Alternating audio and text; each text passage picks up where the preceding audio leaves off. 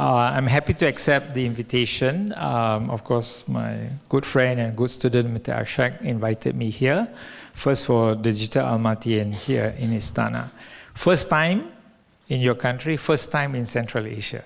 So I make some mistakes, I apologize, so that I don't say the wrong things culturally. Right? I come from a different part of the world. I want to make two disclaimers before I start the lecture. I am by training an engineer. I was a minister for 16 years. My last portfolio was comms and information. So I'm more of a public policy person. I left engineering quite a long time ago. Right? I still do a bit of engineering. I do Python programming just to keep my mind alert. But I don't go into the details of the technical. That I leave to my staff. As a government servant, as a minister, the most important thing is to get the right policy. So when he asked me to lecture you today, I said I cannot do technical. I can do you policy. So what I'll present to you is what we see data from a policy angle, what are the benefits and how it should be used, and this is really about the Singapore experience. Right? I do not know what is being done in your country, so I'm not in a position to say one way or the other. Feel free to ask me any questions along the way, hopefully in English. But if you do in Kazakh, I have a headpiece there and I have to run and put it on very quickly. Or you can leave it towards the end. Now, this is the Lee Kuan Yew School of Public Policy in Singapore. It is sited at the oldest campus, built by the British. This used to be the University of Singapore. Then we move out and we have a new university. Today, we have 7 universities in Singapore. So this school now is part of the oldest university in Singapore, which is the National University of Singapore, NUS, as you can see at the top, right? I am an adjunct lecturer there. I've been associated there since 2019-20, when I retired as a minister. And so this is where I'm coming from a public policy angle. I'm also a professor at the Singapore Institute of Technology. That's where they pay my salary. Right? It's a new startup university. We don't have a permanent campus yet. We are spread across the island on 6 different locations. So I can't show you a picture. But by this June, inshallah, we'll move to a new campus on the eastern part of the island. Very nice, right? New buildings, new structure, and so on and so forth. So if I'm invited next year again, I'll show you the picture of that university. So what I want to do today is about data use and sharing in terms of the policy experience that we have done in Singapore. I oversaw this portfolio for 7 years, right? And data is such an important thing of the new oil. There's so many phrases that you can think of anything, right? These are all cliches. The most important thing from a government point of view is how do you use it to benefit your people. You don't use it to line your pockets. You do it so that you can help your people. So I hope to cover this agenda, data for a better government, what are the regulations and innovation, and of course, one of the manifestation of data usage at the government level is the idea of a smart nation, right? And in smart nation, there are many challenges. The most important challenge for us in Singapore is talent development. You know why? We don't have oil, we don't have gas, we don't have anything. We only have people. And therefore, we have to invest in our people and make sure that we can use the talent of our people to help drive a better government, a better Singapore. And I'll give you some of the use cases. They are quite extensive, and then we'll conclude with some remarks. So data for a better government, right? This is not new to all of you. If we can harness the power of data, what is it that we can do first? Resources. You can optimize your resources. For example, we have an energy company in Singapore studying energy usage, right? And how to do what we call peak load shedding. At a certain time of the day, the load goes up. When it goes up, it becomes very expensive and it has a strain on the system. So what do? Using that data, we negotiate for them to see whether they can spread out their usage throughout the day so that the load for our electrical usage is consistent data. Then we can improve citizens' quality of life. And I'll show you an example later on. To me, this is the test case. You must do things because they help your citizens. If it doesn't, then don't waste your time, right? Finally, you help businesses to do better because you want your economy to grow. If your economy doesn't grow, they ask, why am I using data? What's the purpose? Why do I digitalize? And finally, of course, you want to predict. The future is becoming very chaotic. It's very difficult. We all know that. VUCA world, all the cliches. I won't go into that detail. But for Singapore, it's survival. We are a small island. Climate change, in 100 years, Singapore will disappear. Sea level will rise. How do I predict sea level rise? It's such a complex phenomenon, right? When I was climate change minister for 7 years, if the whole of Greenland were to melt, Singapore will be flooded and we are gone. How do we predict that, right? So that we can then prepare long term. So predicting the future for us as the Singapore government is very important. Of course, we can gain insights from the data that you collect to better deliver government services across many domains. So data about education, healthcare, housing, taxation, immigration. Singapore is all being collected, right? But you just don't keep it in your server, but you analyze it because you want to gain insights. One of our biggest problems, since I'm looking at a lot of young people here, Singapore is having a low fertility problem. Singaporean women do not want to have babies, right? At the moment, it's only 1 or 2 children. I'm guilty. I also have 2 children. But previous generation, I came from a family of 10 children. So in 1 generation, we have come down. And our population is declining. So when I was a member of parliament, when I go around visiting my constituents, I ask them, married? Yes. How many children? No. So I say, you must have 3 children as a minimum. So ask me, why? Want to replace you? Want to replace your spouse? Want to replace the person who never got married and have no children?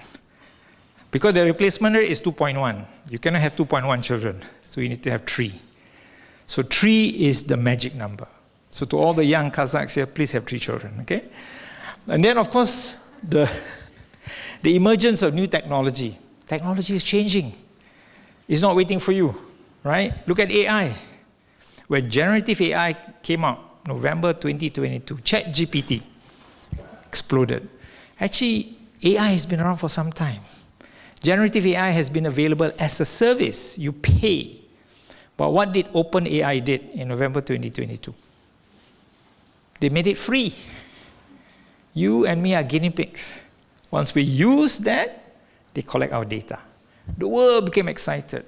My friends begin to use it for emails and so on and so forth, right? So technology is going to move because the big tech will not wait for government, right? They are going to go ahead and do it because they're just looking for the bottom line. And that's why some countries now are saying, how do you regulate the big tech company? I saw Google up there, right? And Meta and so on and so forth. And what's the role of government? Well, you use data to shape services for better consumer experience. My system is a British system. Every 5 years, I have to go for an election. I only have 1 house. I don't have upper chamber and lower chamber. I have to go for an election. Finally, the citizens will ask me, have you improved my quality of life? If you have not, why should I vote for you? Right? And citizens now are more demanding because of 2 phenomena. Social media, right? And Singaporeans travel. If you go to Singapore in December, it's very empty. Half the population are in Japan or Korea, skiing and winter holiday. So now I'm here, I'm going to ask them, go to Astana, go to Almaty and do skiing, like what he did for me at Chimbul. So it is to shape better services, build an ecosystem. The private sector will not collect data on behalf of government. Why should they do it? But if you're the government, you have to build an ecosystem. The ecosystem consists of 4 things, right? Data collection, data protection, data usage, data governance. How do you govern the use of data, both within government and in the private sector, which is very important. And finally, you need 3 things in anything. You need a long-term strategy. You need the right people with the right skills. And you have to have the organizational structure. Nothing happens by chance, right? So this is why we want to do it. So strategy is really about the benefits. Why do you want to collect data? What's the purpose? How does it benefit me as a government, as a people, and so on and so forth? And of course, to socialize the public to accept a data-enabled society. I'll give you an example which I like to give in my class in Lee Kuan Yew School. I don't know about Kazakhstan. This is a Singapore example. Those who have been to Singapore will know we live in high-rise flats. These are public housing. You wake up in the morning, you shower, you do your prayers, and you come up for breakfast. You walk from the ground floor, you walk to the bus station, you take the bus, you go to the train station, you go to your office. The question I always ask my students in Singapore, how many cameras have been watching you? How many cameras? They forgot there are cameras. First, the police put the cameras for security. Second, the bus put the cameras for security. Third, the train put buses. And you go to the malls, there are cameras. But not a single Singaporean have ever asked, what are the cameras for? Why? Because they trust the government. Without trust, you cannot have a data-enabled society. That's what's happening in countries in the West. They say, what's happening to my data? What are you doing to it? Right? For us, is to build trust in government, trust in society, then you can have a data-enabled society. People, first of all, your civil servants need to be trained. Right? They're going to use data in their work. So in Singapore, we have an intensive training program for our civil servants. You're a civil servant in Singapore, every year you go for at least 1 to 4 weeks of training program. From sustainability to data analytics to leadership. Just now lecture before this was communications, everything. Then government cannot be static. If government doesn't innovate, then the public say, why do I bother? The private sector will look at the government, no point, I cannot collaborate. But if I'm innovating with the private sector, then the private sector will say, hey, this is a very progressive government.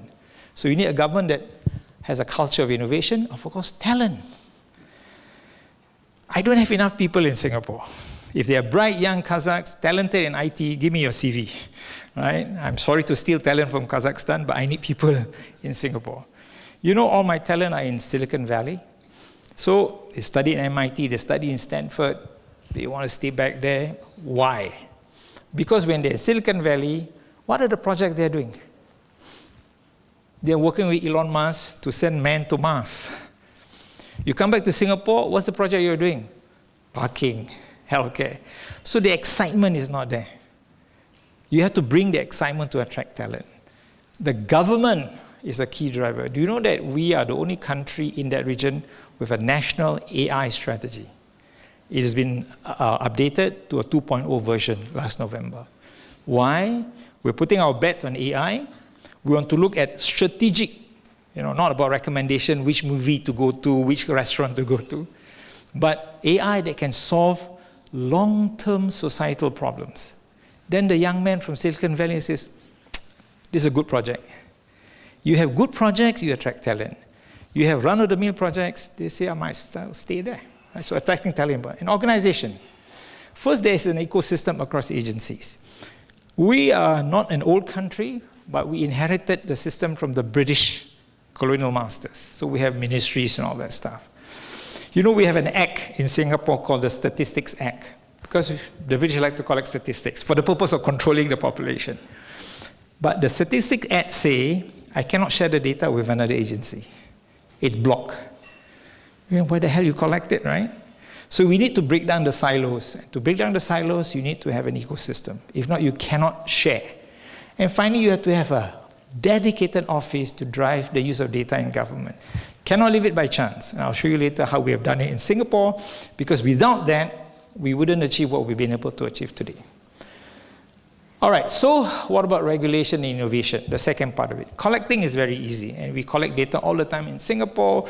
You file for an application at any government agency, your data is collected, right? And I'll show you an app later on, which is very interesting. All right, the first thing, of course, the data has to be protected. So Personal Data Protection Act was put in place in 2012. I was the minister responsible for this. So we came in and says, we scratched our head, how to do this? So which was the model that we saw? GDPR, right? Which is the European Data Protection Regime. Very rigid. Studied it, too restrictive. So we decided, no, we will have slightly lower version, right? That controls collection, usage, disclosure, and of course to find a balance between the rights of the individuals and the need of organization. And of course we also deal with online privacy. So there is a data commissioner, there's a data protection advisory, there's also a do not call register where you can register your phone number and nobody can bother you. And of course we have specific legislation within some of the agencies. We don't override them, we work together. For example, the Banking Act in Singapore is very advanced. Why? Because we are a financial hub. And so if you look at the Banking Act, they have details about security, privacy, everything is in place. So why do you replace that? You complement it. So we told the banks, continue with the Banking Act, but look at PDPA and see whether you can complement it, right? So this is a series of obligations. I won't go into too much detail. It has to be accountability, notification, consent, purpose, accuracy, and protection. Essentially, you have to tell me why you're collecting the data. Secondly, you must be accurate about the data that you collect. Thirdly, you must tell me how you protect it. Then below, how long are you going to keep the data? Cannot be forever, right? Then if you want to transfer, how are you going to transfer so that you protect my identity? And then access, correction, data breach, and portability.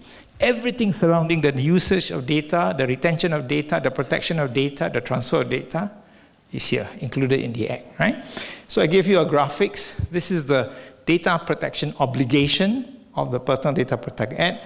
On one pillar is about collection, the second pillar is about the care, the third pillar is about individual autonomy. Today, I can go to a bank, pay $5, Singapore dollars, I don't know how much that in your currency, and ask the bank, what is the data you have of me?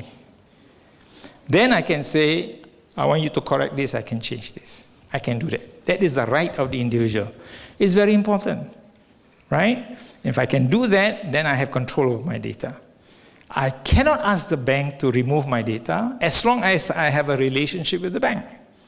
If I'm a customer of a bank, one of the biggest banks in Singapore is called DBS, they must have my data. If not, they cannot service me.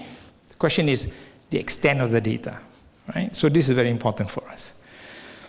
Now, in terms of innovation, the key innovation for us is to share data. No point keeping it in your pocket and nobody benefits from it. How do you share data is very important. Why?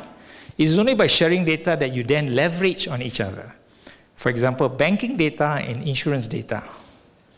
The insurance company wants the bank data. The bank data wants the insurance company data, but they're private sector. So I'm an account holder with one bank, Yaacob Ibrahim. I'm an account holder with one insurance company, private sector. At the moment, they can't share without violating my act. But they want to share. Why? They can offer me a whole range of new services. Selling me housing insurance, children's education insurance. They look at my profile, they look at my portfolio, and so on and so forth. At the moment, they have no sight. So how do we bring them together? By bringing them together, they can then service me in a much more comprehensive way. Right? So sharing is very important. So there are three regimes of data sharing. First, within government. Right? Because government has to share data. You cannot have a family data that cannot share with health data and education data. As I told you just now, there are silos. How do you break down the silos? Then, how do you share government data? In Singapore, the largest collector of data is actually government. How do you share that data with the public, with the companies? Right? Because they benefit from it.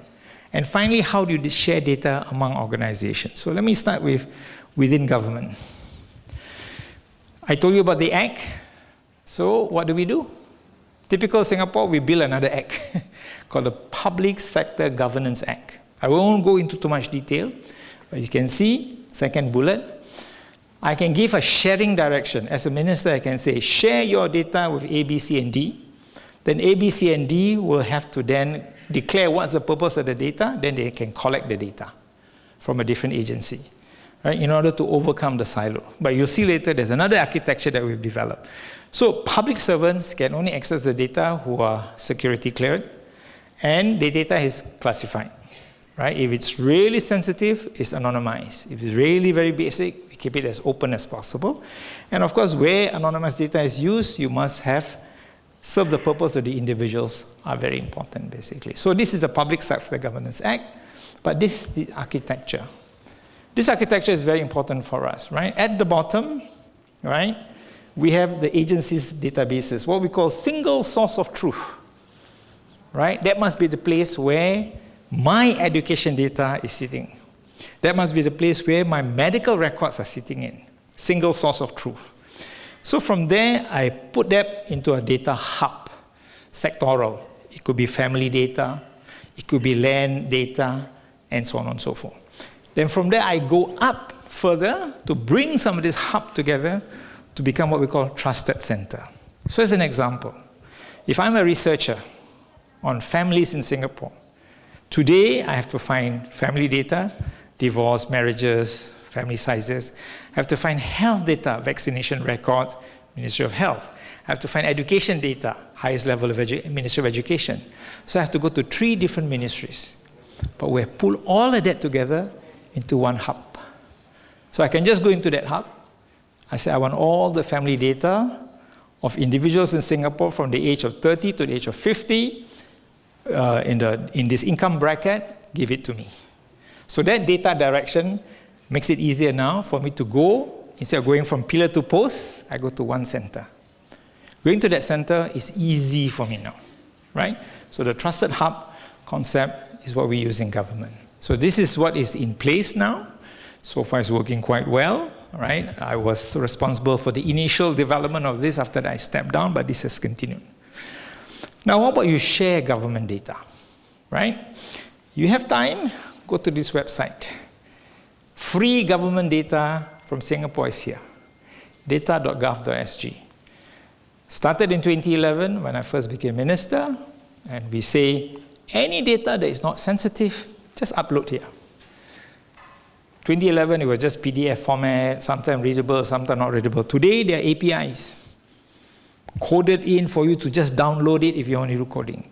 Transport data, education data, health data, everything is there. One of the most favorite data is transport data. A lot of young Singaporeans download it and develop apps to know when is the bus coming, is the bus full or not, and so on and so forth. So by sharing data, you develop new services, new application. If you keep that data, you just grow moldy and nobody will use it.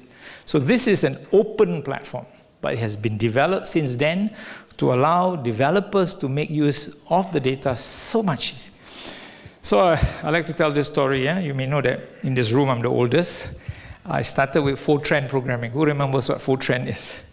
Nobody has done, right? So I need to update myself. So the COVID 2 years was a good time. So I signed up for a class on Python programming. Not that difficult, just to remember the syntax, so I did at home. But I need data, so I use this. I download the education data, I analyze it, I plotted it using Python programming. Very easy. I've not done any apps, right? But just get yourself comfortable with data and using it, basically. But there are also government agencies now who have decided, apart from that public, I also want to bring my data out. Why do we allow that? Because they have specific purpose. Okay, IRS, what is IRS? Very fearful agency. Tax Department, Internal Revenue Authority of Singapore. They have developed a marketplace. Give you APIs that allows you to embed organized tax management capabilities, tax filing, account services. A lot of private companies are using this to help Singaporeans file their taxes. Even though it's very easy for me to file my taxes in Singapore, because the government is very efficient. This is February. I already received my tax form for last year, done by the government. What do I do now? I looked at it, whether it's correct or not, and I submit. I'm done. Some people can't do that. They employ people, especially businesses. So they want to use it. Land transport data mall.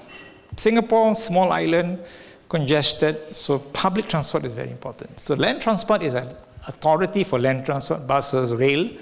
They put up their data, right, so that you can then use that data again, as I mentioned earlier. So very specific.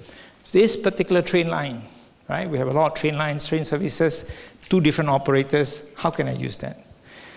MAS is our central bank, the Monetary Authority of Singapore. Put the APIs there. Let young people use it. Why? FinTech. If I don't have the data, I cannot innovate. I cannot try out, basically. Last one, One Map Singapore. By the way, these are all available online. It's an interesting app. Okay, again, Singapore is small.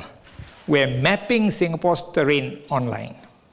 You can Google it, One Map Singapore. You can find where my university is, where I'm staying. Everything is there. This is above ground. Today we're going underground. We're mapping everything there, all the terrain. Okay, anybody who's a civil engineer like me here? No. You're all IT, right? You're all state of the art. I'm old-fashioned. When you want to build a house, what do? You go and test the ground, right? And see what is the soil profile. You dig, you dig a hole, you go testing. When I have to do it for my house, I spend maybe 4,000 Singapore dollars. Someone drill a hole, take out a core, test it, and I say, oh, your soil profile is like this. My neighbor is also doing the same thing. Why must he spend $4,000? Why can't he use my data? We're just next door. So what the government has done is to take all that data, One Map Singapore, put it together so you can see the soil profile, cut your costs. And you design your foundation, you just looked at it, okay, there's a bedrock, 42 meters, bring your pile all the way to 42 meters. Helps businesses, helps residents to save some money. So all that data, right, is available, One Map Singapore. Now, the biggest challenge is among organizations. How do you get company A to share with company B? It's like getting your son and daughter to share information, right? They will not share secrets. But to do that, government has to come in. Not by law, but by building an ecosystem for sharing. So we came out with what we call a Data Collaborative Program, DCP, led by a government agency, Infocom Media Development Authority of Singapore, when I was responsible. Came out with 3 types of sharing: trusted framework, sandbox, and the last one is privacy enhancing technologies sandbox.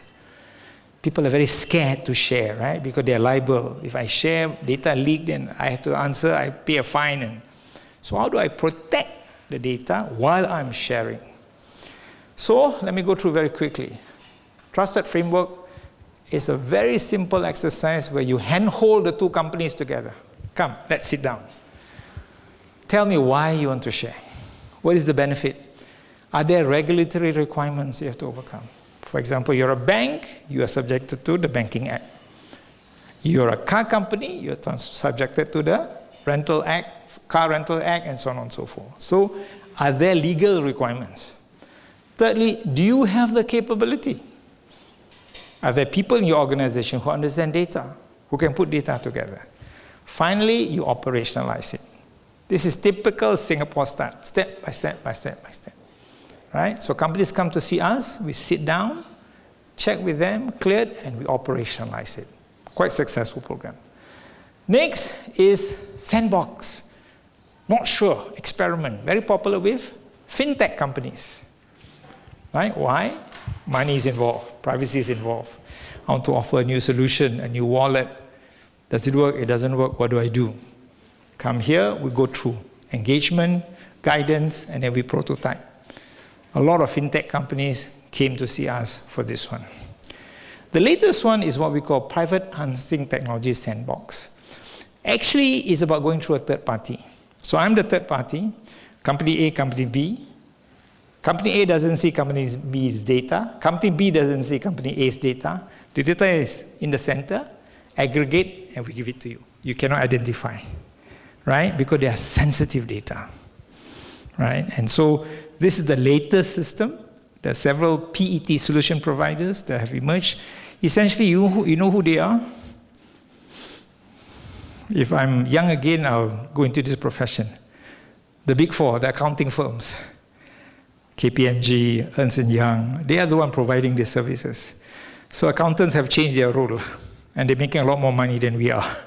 So they play this role whereby they have the infrastructure. They say, okay, I can help you to bring the data together. Then I aggregate it, anonymize it, protect it, go and use it. So this is another way so that company feels safe and secure, that I will not violate any rules, right? So now, with all that as a background, right, and this is actually, you have to understand, what we started was a lot of piecemeal, but we've been able to pull all of this together into the idea of a smart nation. Let me give you, okay, I won't go to details, but you know what's a smart nation, right? It's about using data, using technologies to improve the response to people's needs, and you want to have new solutions, you want to do it inclusively. It is citizen-centric. You don't do it because to make the government a better government, but you want it to make sure that the citizens feel good, then they feel good about the government, right? And you have to deal with diverse subjects, and you should have a long-term view. Smart Nation is not a one-off project. It's not you do today, you end tomorrow. It has to be very, very long-term, and you have to have a clear purpose. So this is our journey. We did not start last year. 1963, our first mainframe in Singapore. Do you know that computer is still working? It's an old mainframe. It's a live system. I just met the IT chief for this agency, and he says we've been able to move to a new system, but we have kept the old system. 1981, I jumped with first computerization board. I graduated in 1980, so you know how old I am. At that time, no smartphones, no computers, floppy disks. 1997, we pushed broadband because we think broadband is very important. 2003, SingPass, digital identity. I'll show you later. Guess which country we learned this from? Anybody? First country in the world. Very near your country. Estonia. Estonia was the first country with a national digital identity. Then 1 year later, they got attacked by Ukraine, but that's a different matter. And then 2011, we do an e-government. We wanted to focus on how we can digitalize the whole of government. And then we just launched Smart Nation in 2014. So the Smart Nation is not old, it's new. But the journey gave us the opportunity to pull all the pieces together. Without the foundation, without the rules in place, without the regulation, I cannot do that, right? And what are the pillars of the Smart Nation? Digital government, digital economy, digital society, across the board. Every one of these pillars is different. Huh? You cannot have one agency handling everything. It's not possible. The government is different from the economy is different from society. But the underlying principles are the same. The use of technology to improve your quality of life, to improve your interaction with the government. So let me go very quickly. What is digital government? Fancy title. This is from the website, no secret. It's digital government to the core so that you use digitalization as a means to offer services to your citizens. Today, almost all government services in Singapore are online. Being online is the easy part. Don't pretend that you have a website, you've done your job. To make it easier for your citizen is how your citizen can navigate those websites without having to go from pillar to post. That's digital government, right? And we decided that we must drive. So in Singapore, the government plays a very important role in the digital journey, right? And so these are the projects that we have started by the government. Working with third party is okay, but we drive this to force society, gently, force society and the economy to adopt. Smart Nation platform, Punggol Smart Town at the bottom. The whole district is digitalized. My university will be located there, right? And you can go in, open up the app, walk through, find the offices, find the banks, find everything is there. We're experimenting it.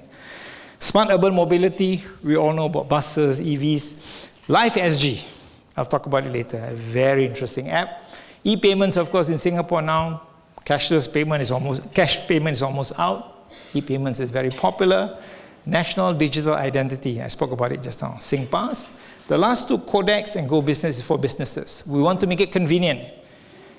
You open up the website today, you want to register a company in Singapore, it takes you 10 minutes. You don't have to file an application, wait for 3 months, and approve you. Why? Singapore survives on trade. You are a trading hub. If to trade in Singapore is so difficult, nobody will come to Singapore. But we have another problem. Huh? Big companies want to come to Singapore and locate their data centers in Singapore. What's the problem I have? Environmental sustainability. My carbon footprint will be very high. So there's a big project to go for green data centers, sustainable data centers, and so on and so forth. But anyway, they are there. Facebook, Meta, Google, all of them, right? All the big companies. So these are the projects, right? But, as I said earlier, you have to drive with the right organizational structure. So when I was in charge, we basically create this office called the Smart Nation and Digital Government Group, SNDDG. Quite a mouthful. Parked in the Prime Minister's office. Why? Then the Prime Minister gets a report. What's going on? Are you digitalizing or not, right? And then under that, 2 agencies, Smart Nation Digital Government Office, we call them Snoop Dogg. And then we have the Government Technology Agency. What is interesting is the first office is the policy office. The second office is the contractor for the government. all within government. Why do you separate policy from implementation? Because you need people to think long-term, and you need people who are capable to implement it immediately. If you bring the two together, you have a problem, right? Confusion and so on and so forth. So this is how the picture looks like. Prime Minister's office, Park Nation, two of the division basically. So I used to be responsible for all of them to make sure that they work according. Today, we are a bit more mature. We have separated out, taken out from the Prime Minister's office and parked it in the Ministry of Communications and Information, my old ministry. But when it was under the government, under the Prime Minister's office, I report directly to the Prime Minister, keep him informed and so on and so forth, right? So this is a structure. What about the economy? Again, you need a strategy, right? If you don't have a strategy, then your businesses, why am I doing this? You have the pillars of growth. What is it that you want to do? You want to accelerate the transformation, you want to compete, and you want to transform.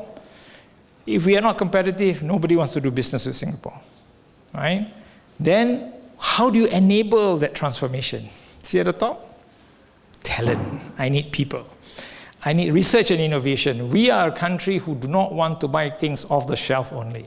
We want to develop indigenous talent and indigenous application. It's a long order, but it's necessary. National AI strategy, the team are all Singaporeans, as much as possible, right? And then you need the right policy and regulation in place, and of course you have to have the infrastructure.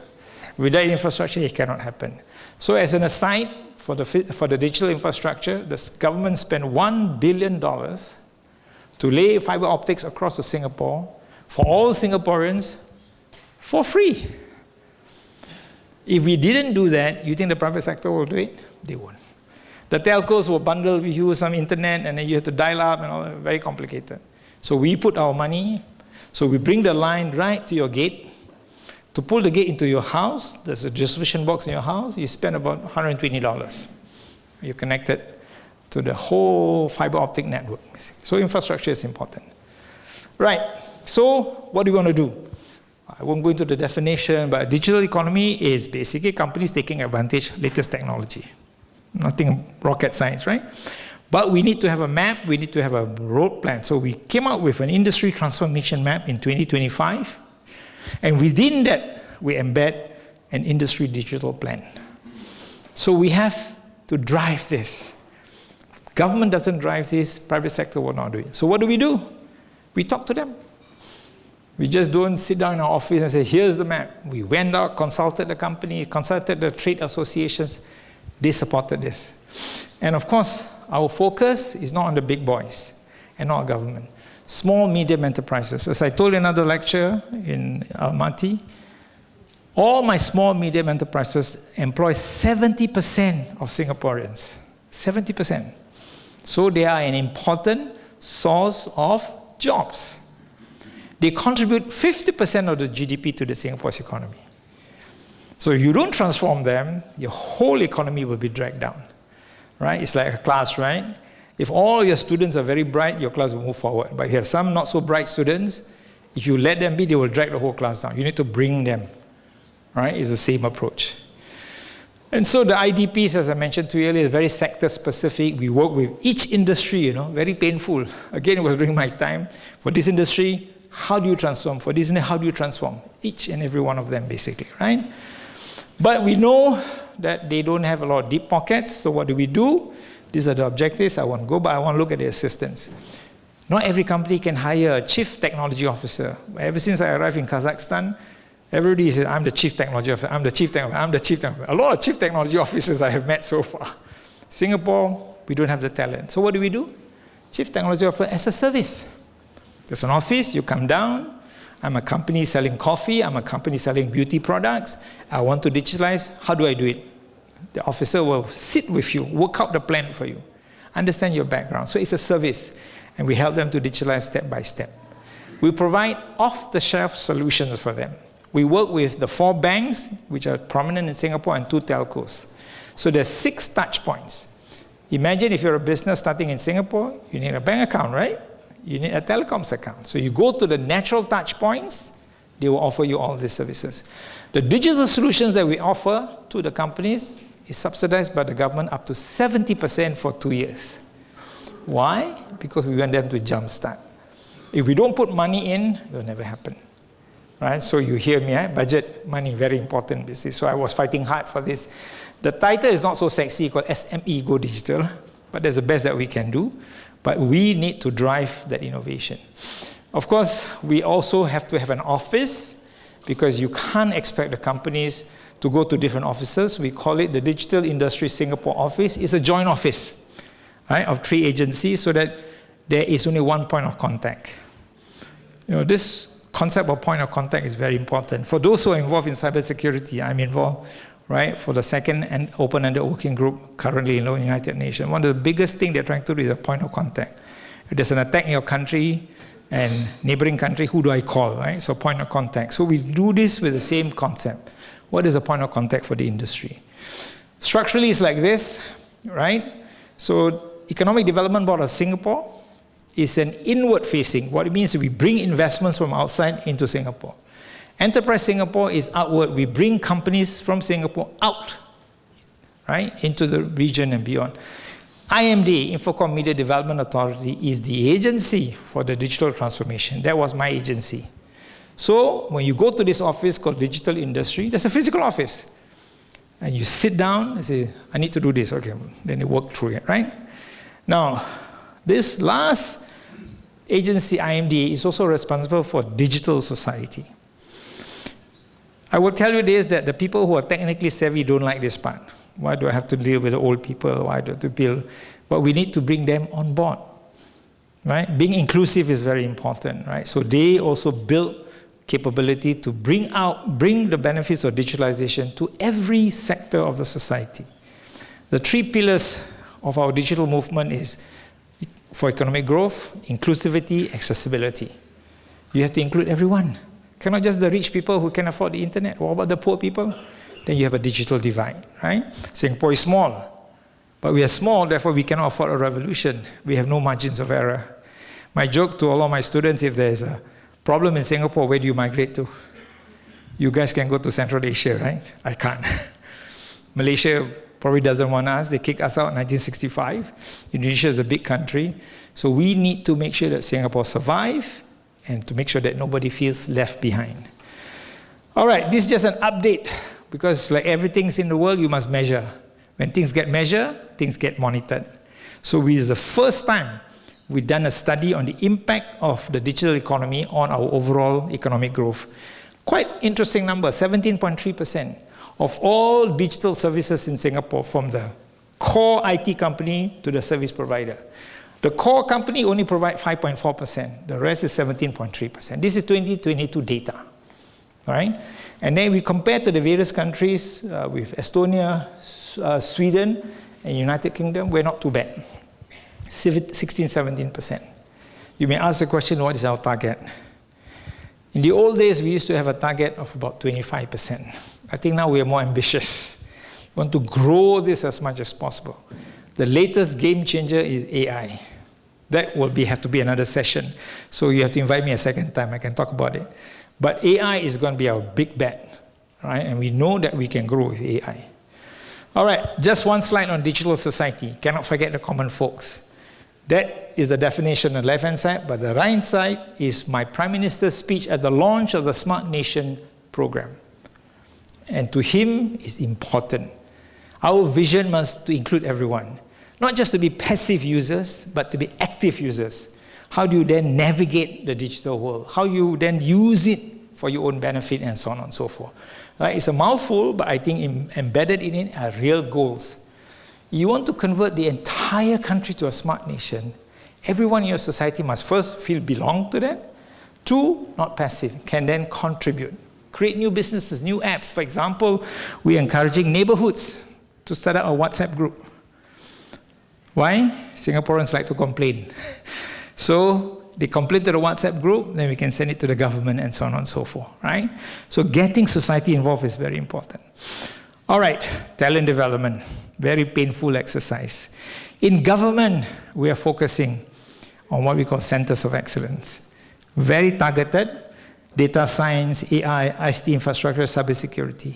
We set up the centers, put a director, go out and find people. So it's not just open invitation, you apply for a job. We look at your CV, right? What's your background, how you come in. Now, of course, we're going to compete with the private sector. Private sector can pay better. But we have improved our pay structure in Singapore. It's quite competitive with the private sector.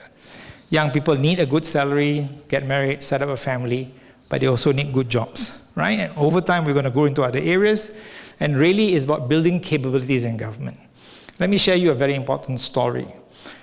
In the early 60s, when we first became independent, all the roads in Singapore, the water treatment plant were built by Singapore engineers, homegrown talent, started from the British. There's a department called the Public Works Department, PWD. There was a Public Utilities Board, PUB, running gas, water, electricity. They were the engineers that built all that. And then in the 1990s, you guys became independent in 91, right?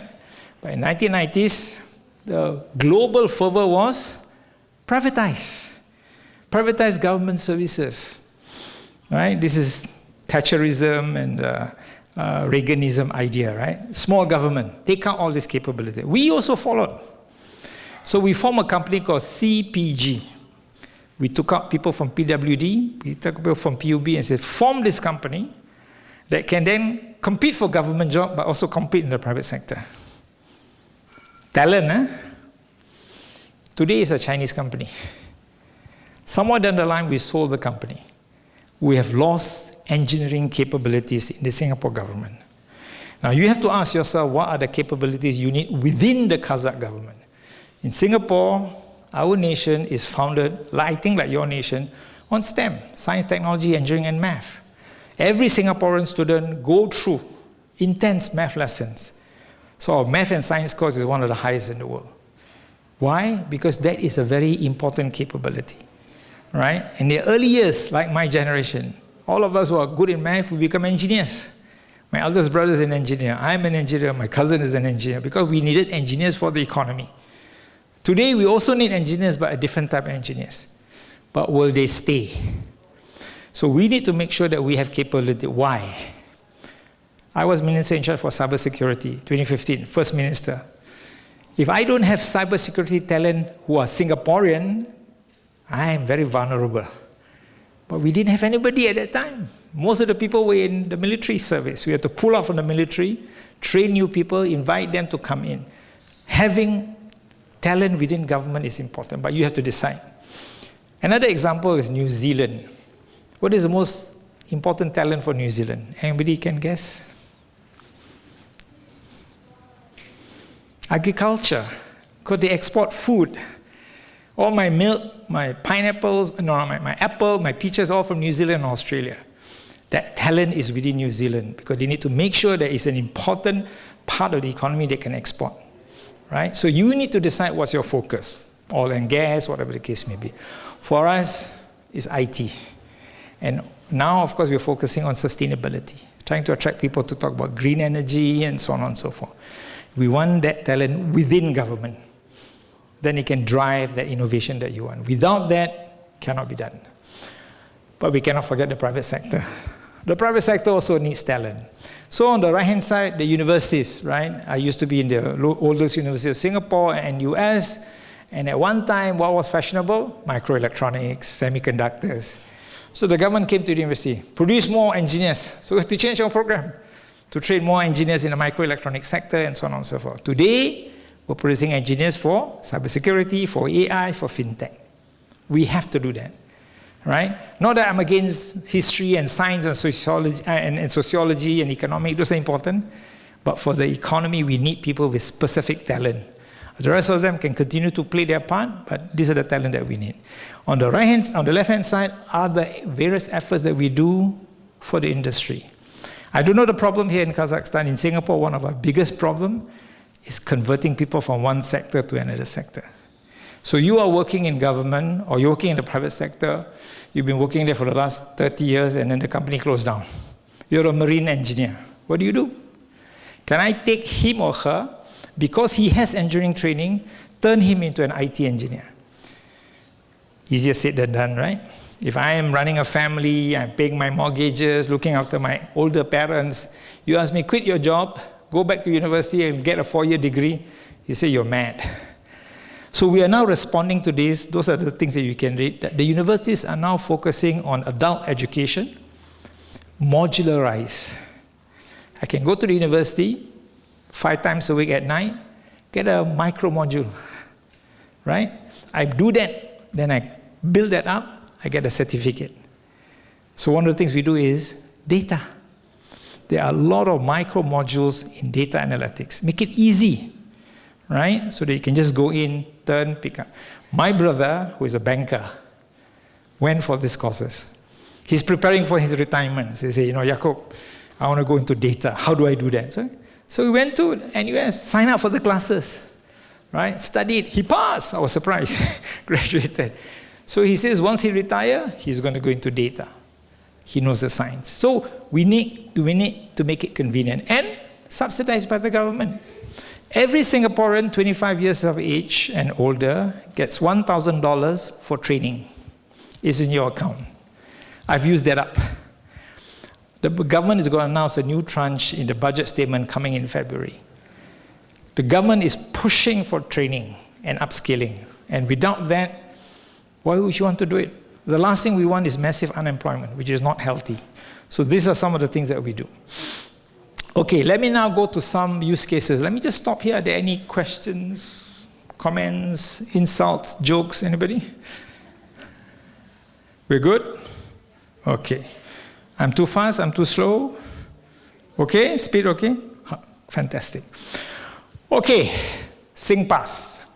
Singapore National Digital Identity. Right? When it first came out, people were skeptical. There's an app. In that app, all my information is stored there by the government. Right?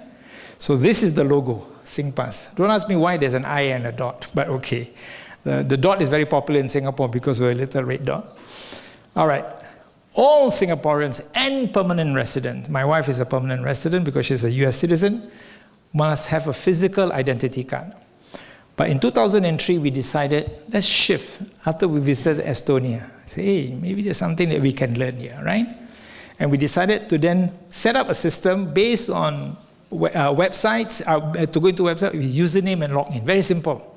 So I go into the website, I use my username, my password, I can go in, I can access government services. I want to apply for a school. I want to pay my parking fines, right? I can do that. Today, SingPass, fast forward, is a virtual version of the physical identity. With my phone there, right? I hope your Wi-Fi is trusted. I can go in, log in, using my identity, and access all government services.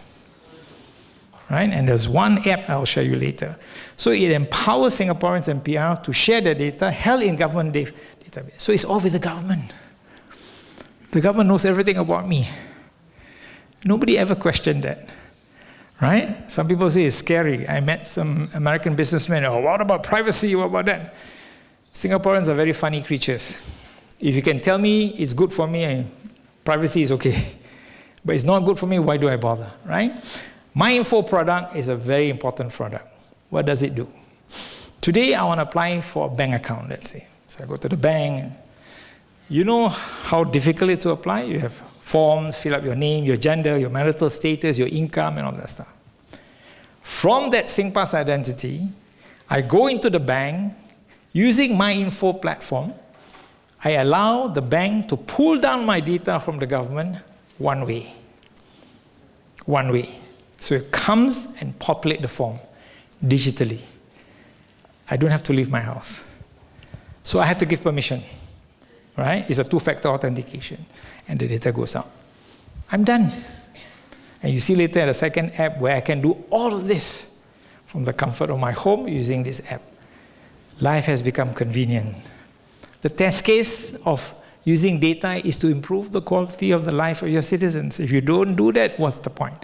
So my info is a very important product coming out of SingPass, linked to your SingPass account, where the government stores everything. So he knows, the government knows when I was born, who I'm married to, how many children I have, which school I go to, my medical records, all day, right? Now, second use case, I mentioned you LIFESG. This is a game changer for Singaporeans. You go down, you can see LIFESG in the app. What does it do? Okay. In Singapore, like Kazan, there are critical turning points. When you get married, when you have a child, when you buy a home, when your parents pass away. Those are critical turning points. And when you cross these points, you have to interact with the government. I have to apply for birth certificate for my son. I have to apply for a death certificate for my mother. I have to apply for my public housing. I have to apply for schools, kindergarten. Those are critical turning points. Before digitalization, you have to go to different agencies. Today, we have untied all those blockages through a platform called Moments of Life in 2018. Not a fancy name. Then we changed it to become LIFESG. But the idea is a concept of services 4.0. Right? Not 3.0, 4.0. Frictionless journey, smooth and seamless. I walk through government digitally. No friction, seamless, everything goes through. Right? So I can apply for my new passport online. You know what I do, right? I go to a whiteboard, I take a picture of myself, snap. I upload it, apply for a new passport. They pull out from my info my data, right? And I pay, because government collects fees, through my bank, connected to SingPass. And then they tell you in 3 days, collect it at this post office. Convenient. I don't have to go to the immigration office. I go to the post office in the evening when they're about to close down. I come in, serve. They look at me, check my ID. Okay, it's you. I get my passport. How convenient can that be? So LIFESG is for that purpose. Its Moments of Life was renamed in 2020. Same feature. Now you can personalize it. I can go into LIFESG now and say, I'm only interested because I'm old already, right? I'm only interested in terms of healthcare for the aged and so on and so on. And then they give me the services for that. I don't have to worry about applying for a kindergarten. Why am I? I don't have children anymore. But I'm worried about healthcare for the aged.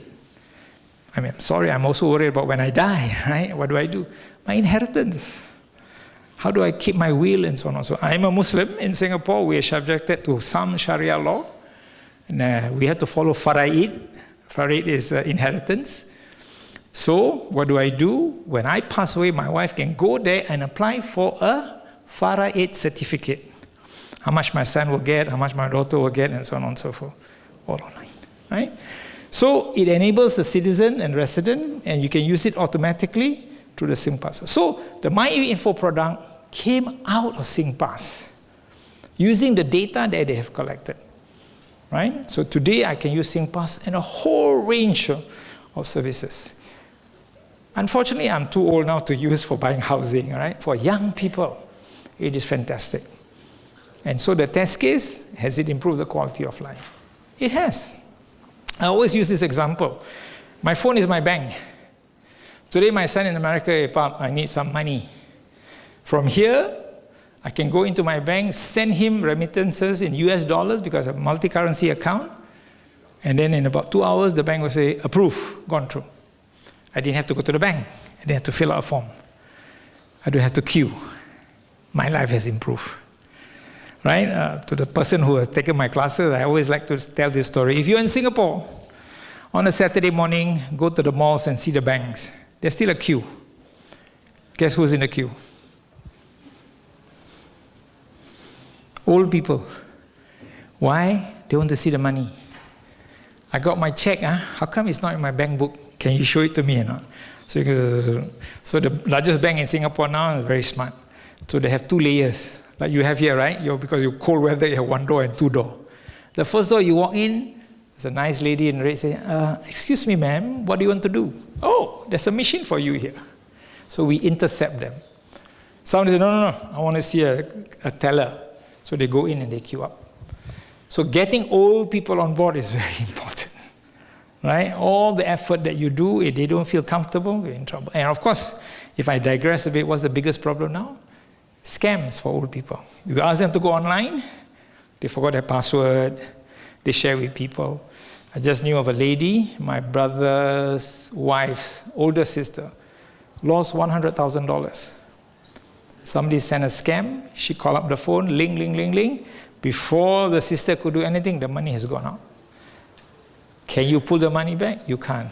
Police got no time, right? So as you digitalize, I just want to tell you, you also have to think about security. So I was in a unique position. For 3 years, I was both the digital minister and cybersecurity. So I could see on both sides, right? The dark side is not very pleasant. Let's put it that way. There are many things that can happen. All right, let me just conclude. The use of data must be coordinated. It must lead to better outcomes. You need a right strategy to spur innovation, to put regulation in place. You must have the right people. You must have the right organization. The smart nation is a manifestation of that. And data, if you use correctly and strategically, can lead to further economic growth. I know there is a region called here Eurasia region, right? It's like a regional grouping. We have also in Singapore called ASEAN. Anybody heard of ASEAN? Okay. Association of Southeast Asian Nations. Today there are 11 members. It used to be 10, but we have Timor-Leste. Just join us, a Portuguese colony. At the regional level, we are trying to digitalize ASEAN. Why? If I'm in Singapore now, I want to buy something from Indonesia. If I fly, I have to pay air ticket, pay hotel. If I do online, I don't have to worry about all that. One very big phenomenon that's happening in Singapore, I'm looking to the Muslim ladies here, is weddings. People want to get married, right? When you want to get married, the Malay weddings, we are Muslim, normally 1 or 2 days. You invite people, you go there, they have a feast, the wedding couple, you say hello, hello, take picture, and they give you nice napkins, a nice door gift, right? Very expensive in Singapore. I'm sad to say Singapore has become an expensive country. Indonesia is 1/3 the price. You fly to Indonesia, you spend 1 day, you buy all of that, you bring back to Singapore, you save 1/3. Today you can do that online. Why? Because it's a trusted company. There's a platform that is trusted, right? That company makes money, I save some money. The economy grows. So if you use it correctly, it's just not for your nation, it is also for the region. Today, for example, I can go to Thailand, Philippines, Indonesia with my bank card and pay using their currency. Because the banks have opened up through the regulator. We are trying to unlock this. The more you do this, the more it's convenient to travel. Singapore, 10 nations or 11 nations, 11 currencies, you know.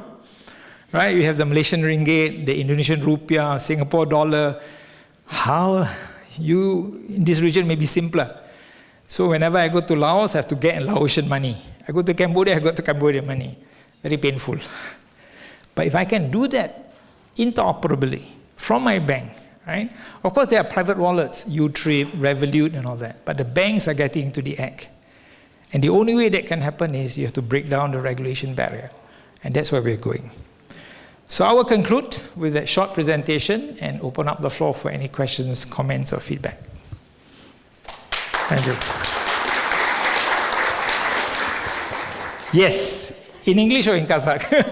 Okay, go ahead. Yeah. Your Excellency, Professor. Don't call me Yaacob. Excellency, just call me Yaacob. Dr. Professor, welcome to Kazakhstan. First of all, it's a big honor for us to be able to receive your lecture in person. I am Galia Wali. I am the founder of AI-based platform, Emergence, which is we save marine ecosystems and prevent water crisis using AI. And after studying and working abroad 10 years out of Kazakhstan, I run also 2 more projects. Another one is empowering girls and women. And as a diplomat working in a UN structure, I also run a project to help youth tackle regional global challenges. How old are you? 26. Wow. You want to come to Singapore? Yes. I was there. So I am very impressed by your diverse background, first of all. And I was in Singapore like 5 years ago. And I remember I was dazzled by Singapore. And then later in my master's studies, I also did lots of case studies on Smart Nation as well. So my ultimate goal is to make Kazakhstan a Singapore of Central Asia through my work. So today, if you don't mind, I would like to ask you 3 different questions because we both have diverse backgrounds. First one is, in light of Singapore's challenges staying as water-stressed countries, right? And reflecting on the Bukit Timah event on your work in ministry. Which event? Bukit Timah or Bukit Orchard Timah. Road? No, it's Orchard Road. 2010 event? No, Bukit Timah that you called once in 50 years free event. It's this one. Orchard Road, not Bukit Timah. Okay. Is it happened in 2010? Yes, Yeah, go ahead. this one. And how do you foresee the integration of AI and digital technologies in enhancing Singapore's sustainability efforts, given the fact that concern of climate change is rising in the world right now? Yeah. It's a good question. And, people say that we are water stressed. I don't like that term because actually we have enough water in Singapore. Our problem is about how you collect it and how you distribute it and how you protect it, right? So that flood that you mentioned that occurred in 2010, for the benefit of those who are not familiar, right? In 2010, I was Environment and Water Minister. Came in the office one morning, I had a call from my staff, sir, flooding in Orchard Road. For those who've been to Singapore, Orchard Road is like your Saks Fifth Avenue. Only rich people like you go there. Singaporeans don't go there. All the branded items are there, basically. And the whole place was flooded. So I was water minister. I panicked, what's going on, went down, take a look at it, called a whole meeting with the water authority called the PUB, and we thought we discovered the answer. I wrote a short note, sent to cabinet, keep the Prime Minister informed. Day one. Day two, I went to the airport because I'm also minister in charge of Muslim affairs. Why do I go to the airport? Because the pilgrims are going to Mecca. So as part of my job, I had to send them off, right? Thank you them. After that, there's always an interview. They will ask you, how many quota are you getting from the Saudi government and so on and so forth. So I asked, but one reporter asked me a cheeky question. Minister, what about the flood yesterday? For those who are in crisis communication, this is a lesson you must learn. So I, being the person I am, who's also an engineer and a geek, I say, I know the answer. Why? Because yesterday was a 1 in 50-year flood. So that means the people say it's a 1 in 50, but as a hydrologist, it's a probability. The next day, it flooded again. So the people say, hey, Minister, you say 1 in 50, how come there are 2 flooding in 3 days? So communication. So that was a big problem for us, and today we have solved that problem. Flooding, I don't think is a big issue. The big issue is how you use every drop of water efficiently. Today, we are employing smart meters. You know about the smart meters project? Smart meters for electricity is very simple. Smart meter for water is difficult. Why? It's heavy and it's water. But we're rolling out smart meters across the island for water. And with that, I can see my water consumption immediately, 24/7, right? So I know how much I'm consuming, I can compare, how do I cut back? We will use that data with AI to help residents and large water users, which are the industry, how to use the water, basically. So that's where the AI will go in. In fact, they are doing the project now to deal with that, basically. We have no choice but to look at technology. And every drop is important for us, and we have to preserve it and conserve it as much as possible. Next question. Thank you very much. And the second one is, your career reflects a deep commitment to community service and empowering youth as well. Yes. So in today's rapidly changing world, what advice would you give to young innovators of my generation who aspire to use technology and diplomacy to tackle regional and global challenges in the world? Collaborate, go overseas. That's all. Because in this world, without collaboration, you cannot succeed. You cannot have all the talent. You need to collaborate with somebody who has a different talent.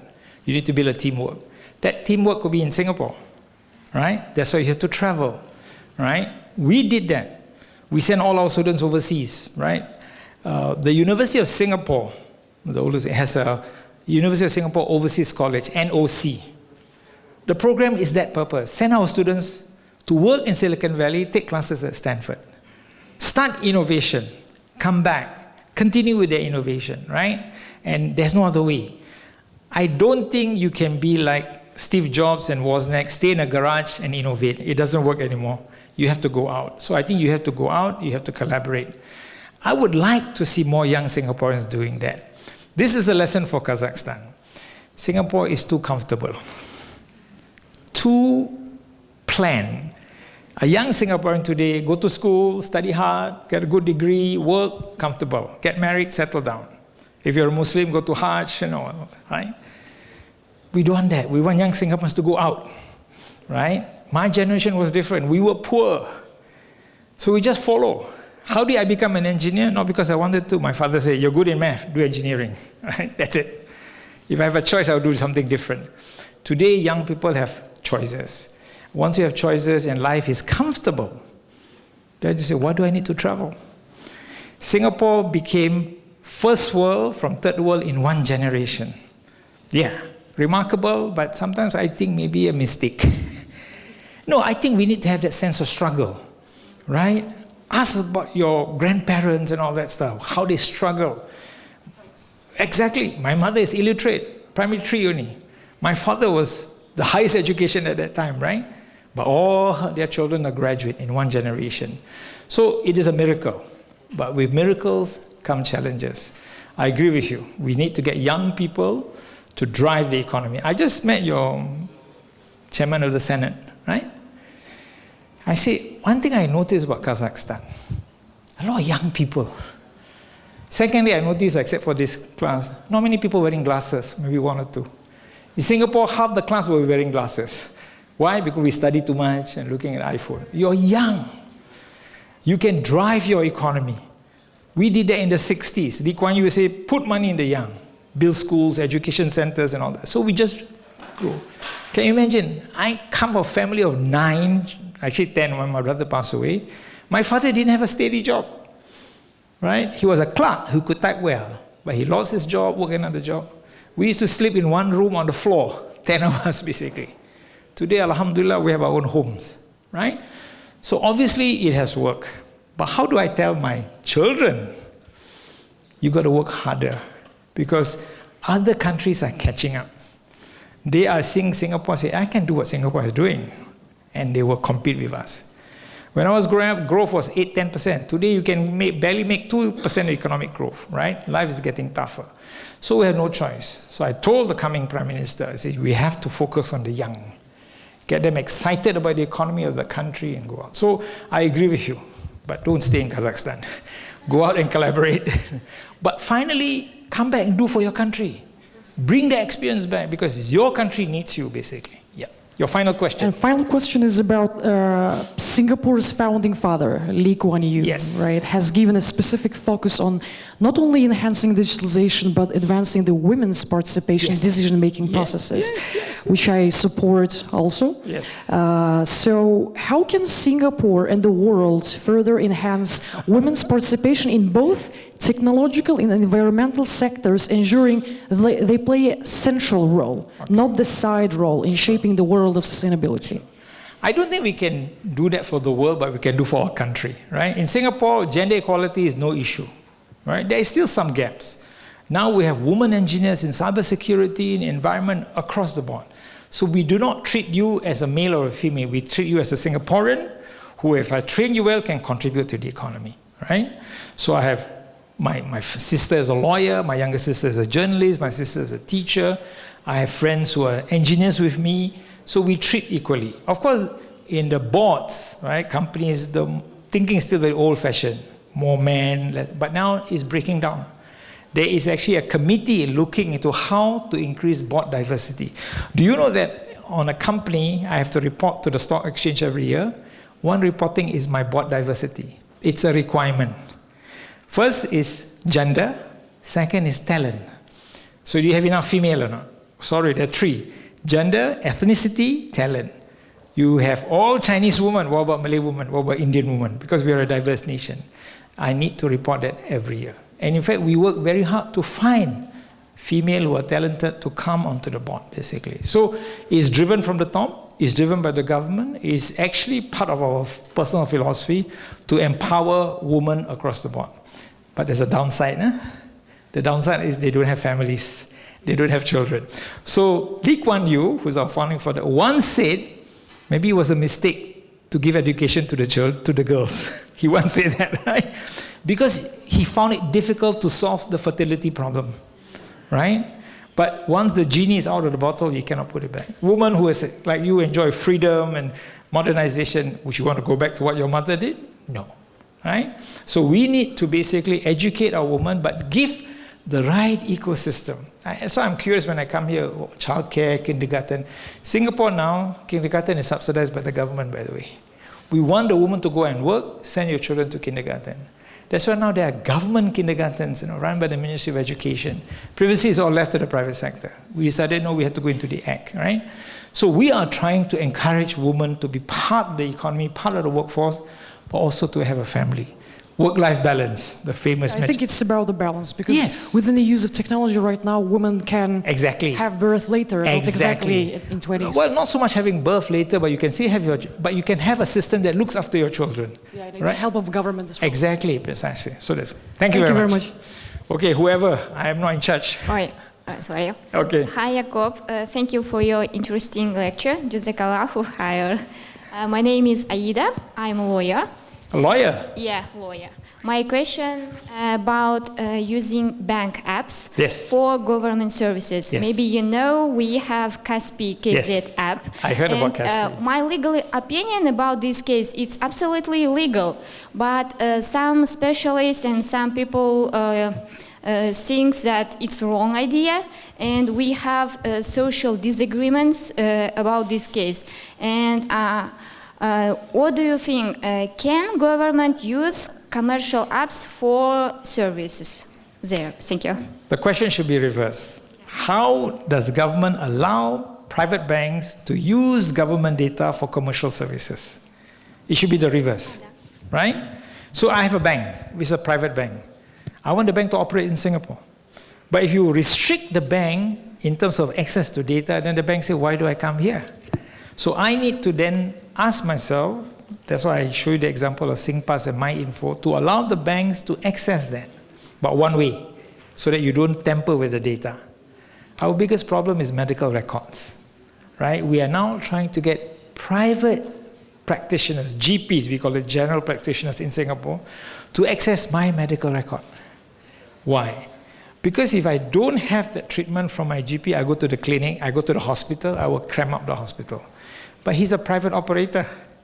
So there is a program called the National Medical Health Electronic Record.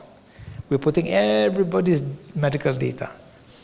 Very private, right? You know what my diseases are, what is my heart rate, what is my blood pressure. But I want my GP to know that information so that when I fell sick, I go to see him, then he can say, this is your vital signs. Pull out the record, basically. It's a big exercise, but it is done by the government.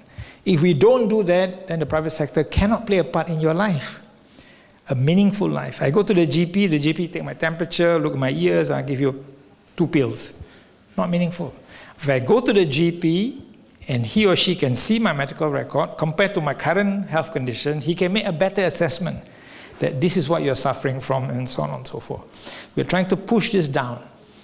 But as I said, the GPs are private companies, right? They're not government agencies. So allowing that access is important because it will improve my health outcome. Right? I don't have to go to the hospital. Hospitals are very cramped. I just go to my general practitioner, which is down the road. I go and see him. He checks and he can tell me. So you're absolutely right. But it has to be driven by the government. If I don't drive this, why would the private sector come to Singapore, right? And the banks want to come to Singapore to service you. If they're just collecting your money, give your interest, it's a waste of your time. But if I collect your money, then I'll offer you better products, then I can make more money. But how do they offer you better products unless they know your background? Do you have a housing mortgage? Do you have a car loan? What do I do with you, right? All that data is with government. So you're absolutely right. We need to be able to share that, basically, but it has to be regulated.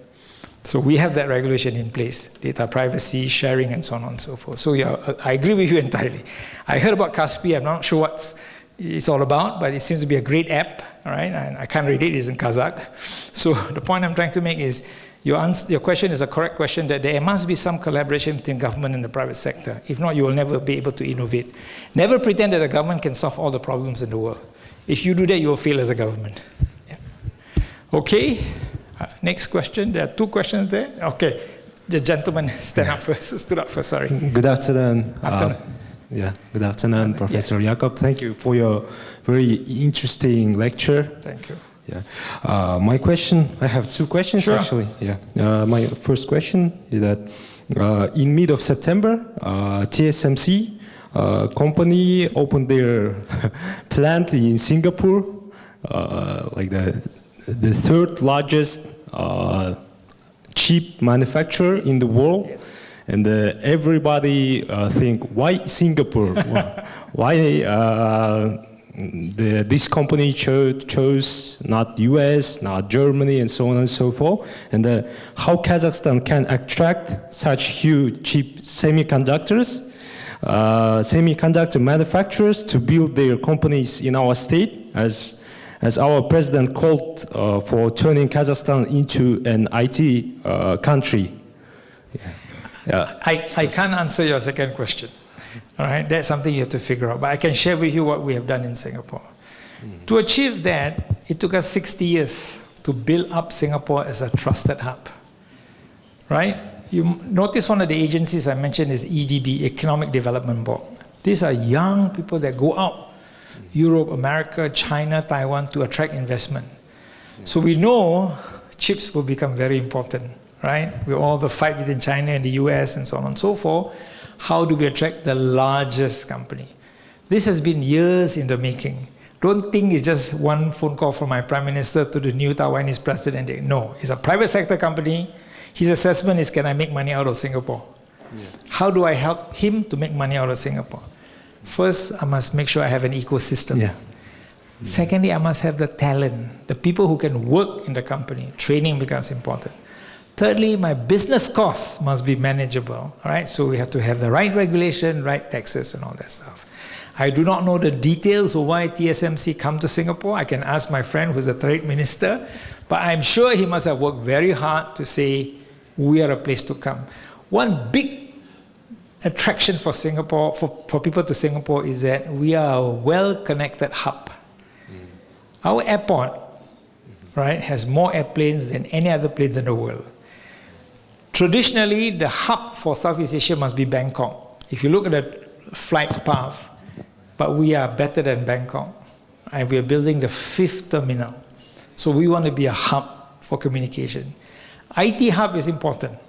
Right? And that is why we were talking to some of your colleagues. You guys are going to build a fiber optic line from Azerbaijan across the Caspian Sea to Kazakhstan. Ambitious project. We have landing points in Singapore. We have all the cables from across the world landing in Singapore. If not, we are not connected, right? Thirdly, as I mentioned, is the business regime, right? And that is something in which, when Lee Kuan Yew was alive, he always said, cut costs, make it cheaper. And we do that all the time, basically. So I think TSMC must have made a calculation and say, I know my data is trusted in Singapore because we have good protection. I know the hub works, the connectivity works, basically, and there's a good system in place. You have to ask yourself the same question. Okay, thank you. And second question, sure. Please. Now, as we can notice, the world's biggest tech companies are more richer and more powerful than governments, yes, than countries, and that these companies accumulate huge mass of data, personal data, and so on and so forth. Yes. And on the parallel, we can notice that AI technologies are developing so rapidly. And in your personal opinion, what kind of risks exists? Like private companies are more powerful than countries, than nations. Yeah. We are back in the old eras where the big oil, big pharma are bigger than some countries. Now it's big tech. Yeah. We have to get our act together. Singapore is a small country. So we have to leverage on other countries to be able to deal with the big tech company. I didn't go through it, but we have a series of legislations that we have put in place to make sure that the big tech operating in Singapore behave themselves. Yeah. That's very important, basically, right? You're keeping the data. Is it safe? Follow my Personal Data Protection Act. If I find something in your content which is not in consonant with Singapore's philosophy, I'll ask you to take it down. The act was just passed last year. So we are not shy about telling you that we need to regulate you. But we want you to be in Singapore. So Google is still in Singapore, hiring Singaporeans, right? So I think the big tech is here to stay.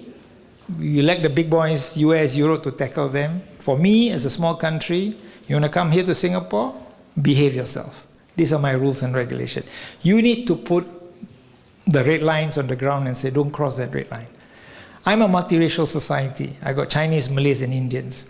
If you allow fake news, I will have a riot. I need to stop that. So very basic, very simple, basically, right? Meanwhile, behave yourself. You know, we have a lot of Chinese entrepreneurs in Singapore. Have you heard about the money laundering case in Singapore? No. $2.4 billion last year. They found all this Chinese money floating into Singapore. Yeah. I read the news after COVID. Yeah. Exactly. We just whack all of them. Yeah. We raided one night, pulled in, and we collected gold bars, cash in Singapore, basically, right? So we are not apologetic about what we're doing. Why? Because we want to protect our hub status. If dirty money can come to Singapore and do work out of Singapore, we are not a good reputation. Some people say we are like Switzerland of Asia. I don't want to have that title. I want to be a trusted hub dealing with everything within the law. You cross the line, I go after you, whether you're a Singaporean or not Singaporean. Do you know that there's a minister in Singapore undergoing corruption trial? Former Transport Minister, Mr. S. Iswaran. So nobody is above the law in Singapore. Lee Kuan Yew did the right thing to do. If you read his book, right, page 250 or 59, volume 1. So the first thing he wanted to clean up in Singapore was corruption. Yeah. Zero tolerance. Thank you. Better get the right leaders. Thank you. Thank you very much. Okay. Dear Professor, thank you for your question, for your presentation. So sorry. I have two questions. Sure. The first question is more general question regarding the birth rate in Singapore. Just Regarding at the birth rate in Singapore. Yeah. Just at the beginning of your presentation, you have mentioned that the families, like the average number of children varies between 1-2 children in the Singaporean family. But some research says that since the young ladies are more focused on their higher education, on their professional career, men prefer to get married to the young ladies of different ethnicities. So my question is, how do family values are cultivated in Singapore? Do you think that this kind of multi-ethnic marriages can lead to the loss of national identity? I know where the question is coming from. You're right, I don't have the figures, but a lot more Singaporeans are marrying outside Singapore. I'm one example, actually. My wife is an American citizen, right? So I have children from mixed race. I think you can't prevent that because, as you say, women travel, they're more well-educated. I have a Singaporean woman working for the World Bank, right? In IMF and so on and so forth. They meet somebody, they fall in love, they get married. You cannot stop that, right, basically. So our policy is always keep the red passport, right? Make it attractive to remain as a Singaporean. So what do? We make sure that this is the second strongest passport in the world, right? So you can travel it. But more of the convenience and the benefits. Singaporean families who are overseas bring back their children to Singapore. We make it easy for the children to go back to our schools. If they can't go to our schools because they've been away, they can go to international school. Schooling in Singapore is compulsory. You have to go through national schools. But you can show me a case that your children cannot fit in, you can go to international school. We have American school, British school, and all that stuff. You have to make it convenient. The issue of identity is a bit more complicated, right? To me and to a lot of Singaporeans, including my colleagues in cabinet previously, the most important thing is to stress what are the Singaporean values, right? I am a Malay, I'm a Muslim, I have my own set of values. My friend is a Chinese, he's a Buddhist, he's a Christian, he has his own set. But what is common? What it means to be a Singaporean. So we emphasize that in schools. There is social education about what it means to be a Singaporean, what it means to be part of the society in a multiracial society. Let me digress a bit, right? As someone mentioned, I was Minister in charge of Muslim affairs for 16 years. Right? I'm sure you're familiar. I have madrasas in Singapore. My madrasas, there's 6 of them full-time, teaching our students to become imams. They go overseas to get their degree. When I took over as minister, it was after 9/11.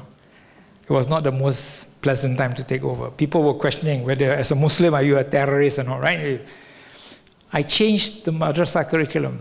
Today, you go to my madrasa curriculum. I teach you the basic of the religion, the tenet, but I teach you how to be a good citizen.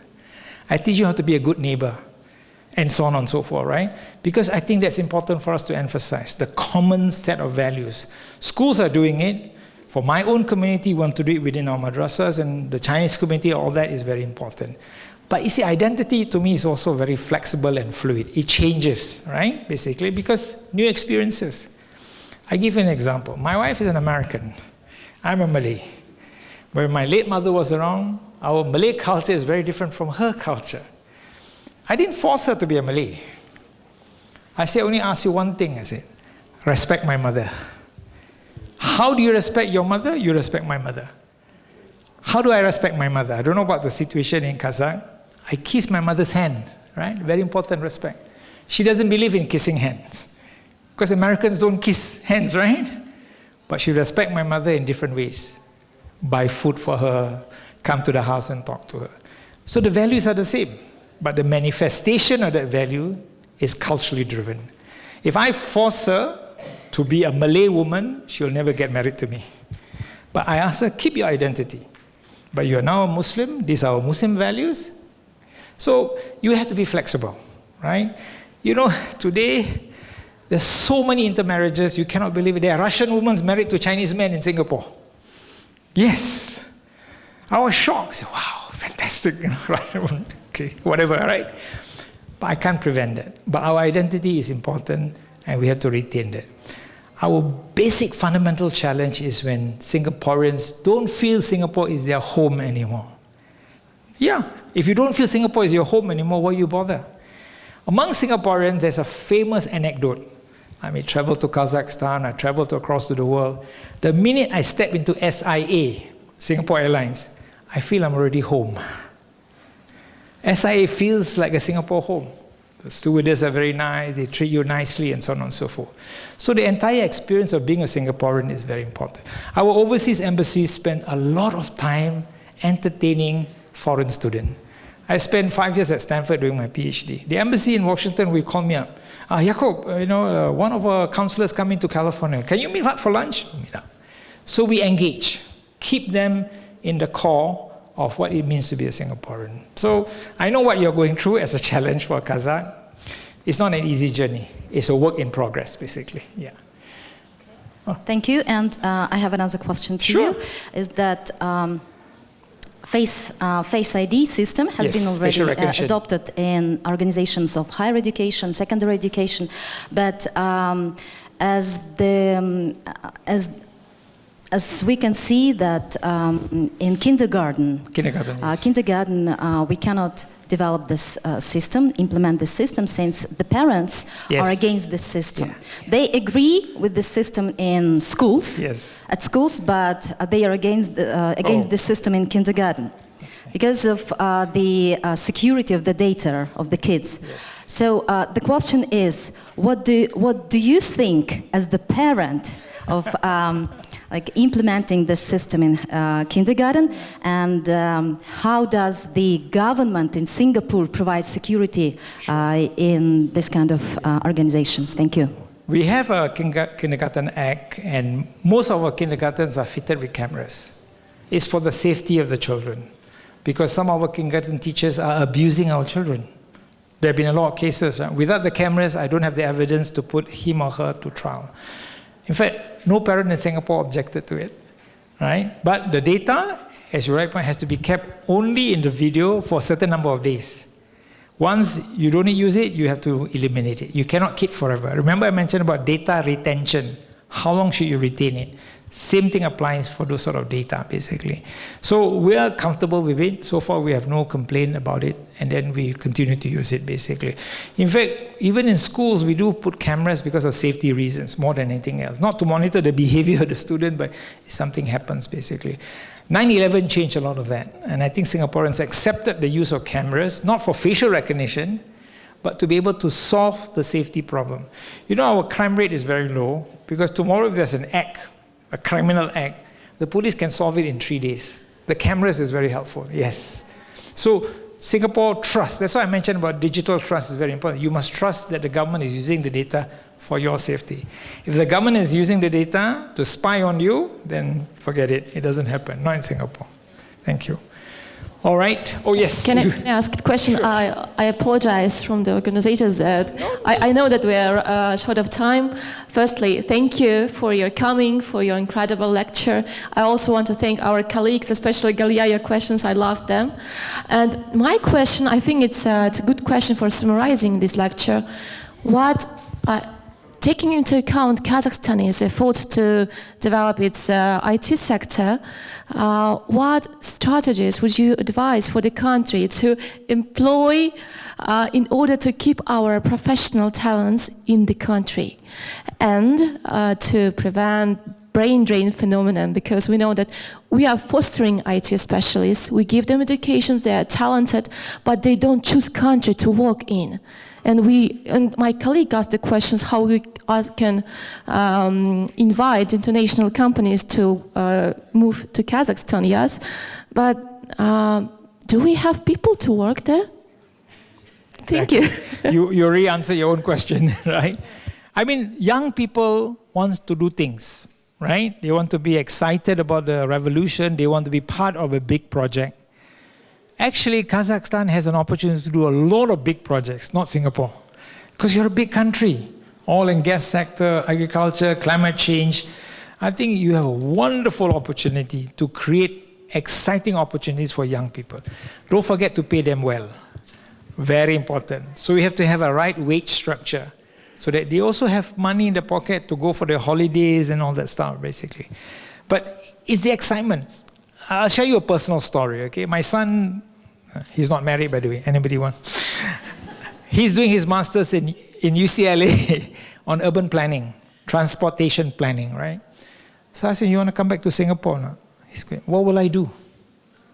It's a good question. What will I do, right? If I come back to Singapore just to plan bus routes, it's too small. So he wants to stay back in America. I can't stop him, right? In fact, he's now applying for jobs in America. In fact, I say, go ahead. As I said, don't lose the passport. Don't give up your citizenship. Come back to Singapore, be the experience, and turn Singapore into a better transportation hub. That's the only message you can. If you insist for him to come back, he will forever never like me. I don't want to lose my son. But I also don't want Singapore to lose a bright Singaporean, right? So I keep telling him, keep your passport, travel the world, but one day you come back to Singapore. Use the experience, right? How do you do that? You need to have exciting projects. You know, have you heard of the high-speed rail program in Singapore? Who's familiar with that? That is a program that we started with Malaysia. And then, of course, Malaysia political challenges a bit tough. It's a rail line from Singapore, high speed, goes under the causeway, goes all the way into Malaysia to KL, Kuala Lumpur, all the way to Bangkok, connecting to the rail line to go to Kunming to China. Right? It's an exciting project. So I thought he can come back and work on that project, right? Because then you have to work on different systems and so on and so forth. And Malaysia abandoned the project. So we're hoping the project come back. You need that kind of a project. Have you heard of the Digital Trade Corridor? Anybody heard of that? Right? It's worked, by PSA International, right? One of our companies. They are here in Almaty. I just met the chief. I knew him. He used to be my officer when I was a minister. That is an exciting project, right? I hope I can get my son interested to come and work because it's a rail corridor from China all the way to Eurasia, all the way to Turkey. Can you imagine that, what we'll do to the population? It'll improve the quality of life, goods can travel faster, and so on and so forth. You need that kind of exciting project regionally. Another big exciting project in Singapore, if you're in energy, is to import energy and have an energy grid across ASEAN. To share energy, because we are an energy-consuming region and we don't have enough energy in each of the countries, right? To build that grid is not easy, right? And to maintain it and so on and so forth. I need power engineers. And I need to use IT. I cannot use the old system. I need to have technology to monitor and so on and so forth. So think of exciting projects. Young people will stay. If they don't stay, make sure they come back one day after the experience in Silicon Valley and all that stuff. There's no other way.